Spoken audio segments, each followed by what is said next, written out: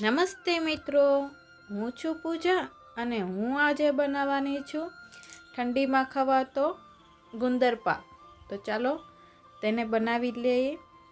તેના માટે આપણે ઘી લેવાનું છે। ઘીને ગરમ થયા પછી આપણે ગુંદર લઈએ છીએ, તેને આપણે તળી લેશું ઘીમાં। જુઓ છો આવી રીતે આપણે ગુંદર જે આવે છે, નાની સાઈઝ અથવા તો મોટી સાઈઝ તમે તમારા મન હિસાબથી લઈ શકો છો। એને આપણે તળી લેવાનું છે આવી રીતે। જો છો કેટલા સરસ રીતે આપણે ફૂલવડા આને કહીએ છીએ। તમે જે કહેતા હોય તે મને કમેન્ટ બોક્સમાં લખીને મોકલજો। આપણે ગુંદરમાં આવી રીતે આપણે બધા ઘીમાં ગુંદર તળી લેવાનો છે પહેલાં। પછી હવે તેમાં આપણે લોટ શેકવાનો છે। ઘઉંનો લોટ લીધો છે મેં, જોઈતા પ્રમાણે જેટલો તમારે ગુંદર પાક બનાવવો હોય એટલો। તેમાં આપણે આવી રીતે હલાવતા જઈ અને સારી રીતે તેને શેકી લેવાનો છે ઘીમાં, જેથી તેનો કાચા પણ બધું નીકળી જાય। અને આવી રીતે જુઓ છો ઘી આપણે જો ઓછું થતું હોય તો તમે ઉપરથી પણ તમે નાખી શકો છો, પણ વધારે આપણે બહુ ઓલું નથી કરવાનું। આવી રીતે હલાવશો એટલે સરસ રીતે આપણો લોટ શેકાઈને તૈયાર થઈ જશે। અને એકબીજા સાથે જે આ નાના નાના ગોટલિયું થઈ ગઈ છે તેને આવી રીતે ભાંગતા જઈ અને સરસ રીતે શેકશો એટલે સરસ રીતે આપણો લોટ શેકાઈને તૈયાર થઈ જશે। જુઓ છો આવી રીતે ધીમી આંચ ઉપર આપણે તેને શેકવાનું છે, જેથી આપણો લોટ બળી ન જાય। જુઓ છો આપણા લોટનો કલર પણ હવે બદલવા લાગ્યો છે। તો જ્યાં સુધી હું લોટ શેકું ત્યાં સુધી જો તમે મારી ચેનલ ઉપર નવા આવ્યા હોય તો પ્લીઝ મારી ચેનલને લાઈક કરો, શેર કરો અને સબસ્ક્રાઈબ કરો। આવી રીતે જુઓ છો આપણે ઘીની વધારે માત્રા ઓછી રાખીશું, કારણ કે હજી આપણે ચાસણીમાં પણ ઘી નાખીશું। જુઓ છો આપણા લોટનો કલર પણ બદલી ગયો છે। આપણા લોટની સ્મેલ આવી જશે। તમે આવી રીતે શેકશો એટલે લોટની આપણે શેકાઈ ગયો તેવી સ્મેલ સરસ મજાની આવશે।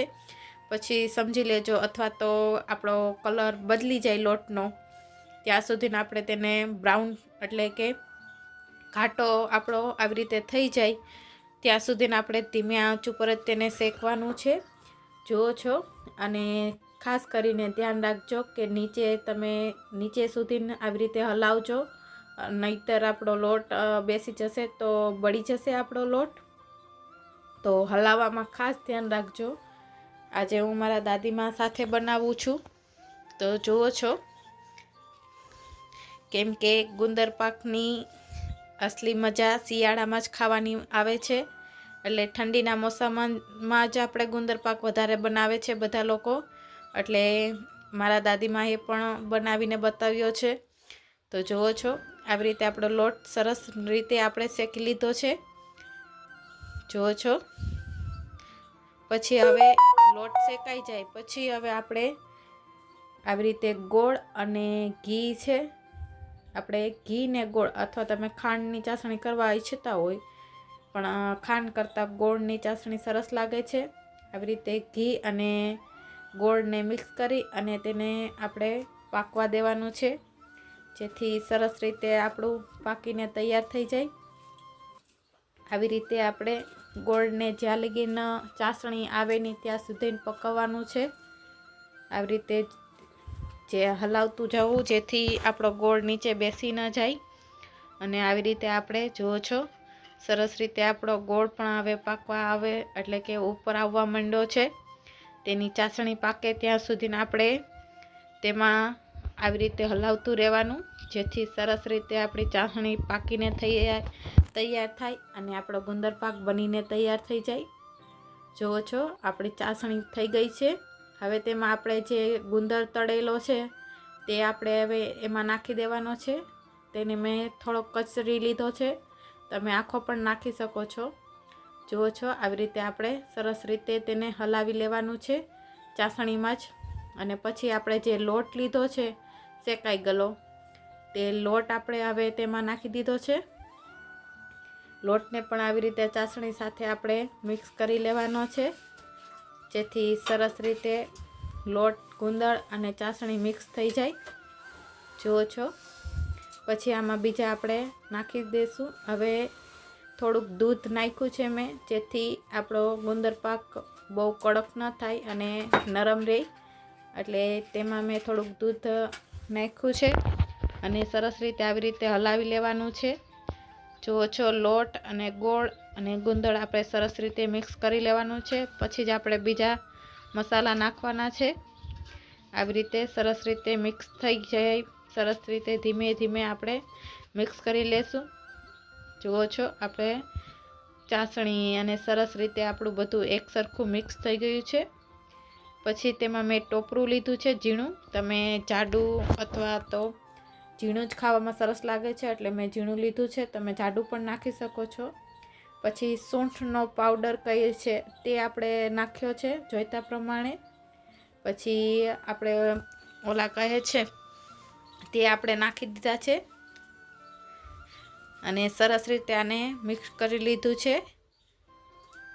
હવા કહે છે એને, મસાલો પણ કહે છે, તે નાખી દીધો છે અને આવી રીતે સરસ રીતે આપણે તેને હલાવતા જઈએ.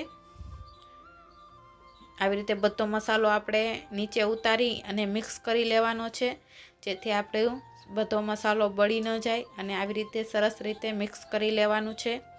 પછી એમાં આપણે જોઈતા પ્રમાણે અત્યારે થોડાક આપણે કાજુ બદામ નાખી દઈશું અને થોડાક માથે ભભરા વાટાણે પણ થોડાક નાખીશું.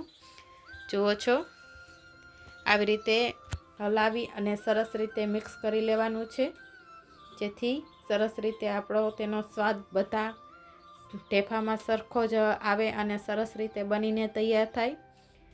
આજે હું મારા દાદીમા સાથે બનાવું છું, તો કોણે કોણે દાદીમાને સાથે આવી રીતે કામ કરેલું છે તે મને કમેન્ટ બોક્સમાં જરૂર લખી મોકલજો.